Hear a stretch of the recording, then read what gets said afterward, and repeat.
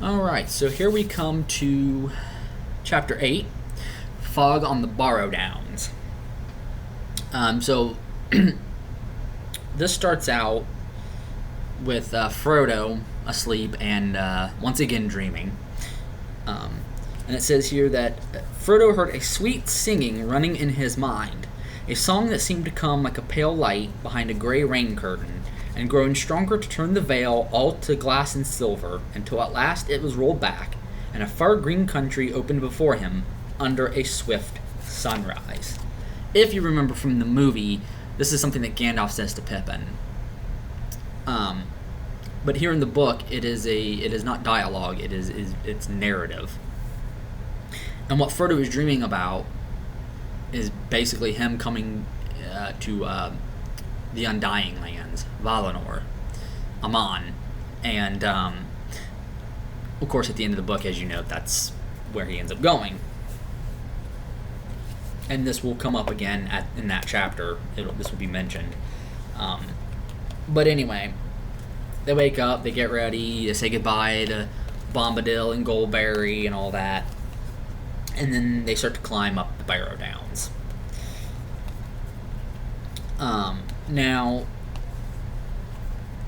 they kind of get lost up there and basically captured by the Barrow-wites, which are these evil ghosts that inhabit these mounds.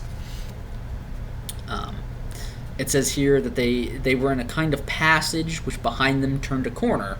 According to the... this is what the Lord of the Rings companion says about this. Many of the Neolithic barrows in England contain chambers opening off a central passage.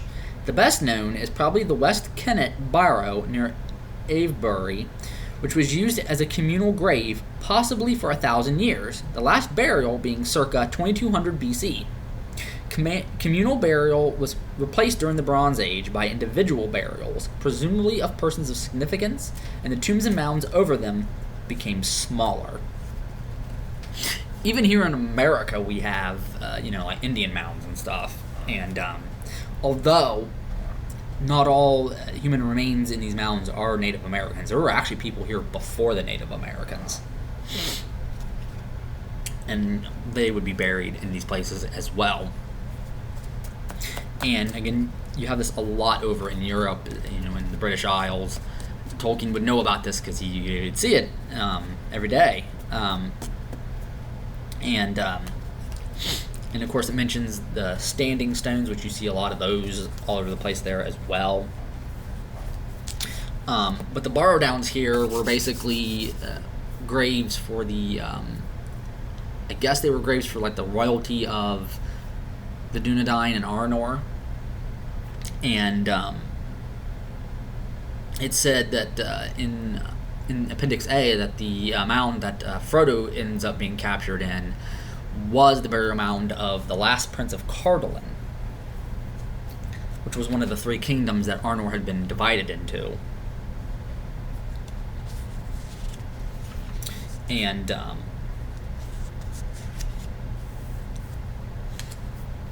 of course, they have to call for Tom Bombadil's help again, and so he comes and he rescues them. And it's mentioned that I think it's Mary that says that the men of Carn Dûm came upon them. These are evil men who basically were allied to the leader of the Ring Wraiths, known as the Witch King. You had the evil kingdom of Angmar in the north, and that their war with him helped bring them down. And of course, there was a plague afterwards as well that killed many of the Dunedain, and that's why the kingdom is no longer exists, and the Dunedain are a small people. And but their princes descended from Isildur they continued on in the shadows. Now, Tom Bombadil takes a lot of the treasure that's in this burial mound and brings out into the light, because he says, that for other people to come and find, like elves, men, whatever, and so that the spell that's on them will be broken and no Barrow-wite will come back into this mound, particular mound. Um, he also gives them 4 daggers that were made by the men of the North here, and one of them, the one that Mary ends up getting, will be important later on in the story. Now, in the movies, of course, they kind of take that away. Obviously, Bombadil's not there. Aragorn's the one that gives them these swords, but we're not really told in the movies who made the swords and why these. We're not told why in the Return of the King these would be so important. But they were made in the wars for the Witch King with the intent of killing the Witch King. And, of course, as you know, we'll see that later. And it says here that the hobbits had a vision, as it were, of a great expanse of years behind them, like a vast shadowy plain over which there strode shapes of men, tall and grim, with bright swords, these being, of course, the Dunedain, and last came one with a star on his brow, this being Aragorn, and the star is the Elendilmir. And in Unfinished Tales, there is a piece that Tolkien wrote about this. There may have been 2 of these, such of these jewels, and one was destroyed, and this one is a remade, like a copy of it, that would be given to Aragorn by Galadriel, I believe it is. But again, that's something you don't read here in the books. It doesn't really make mention of that, but it is in Unfinished Tales if you want to read that.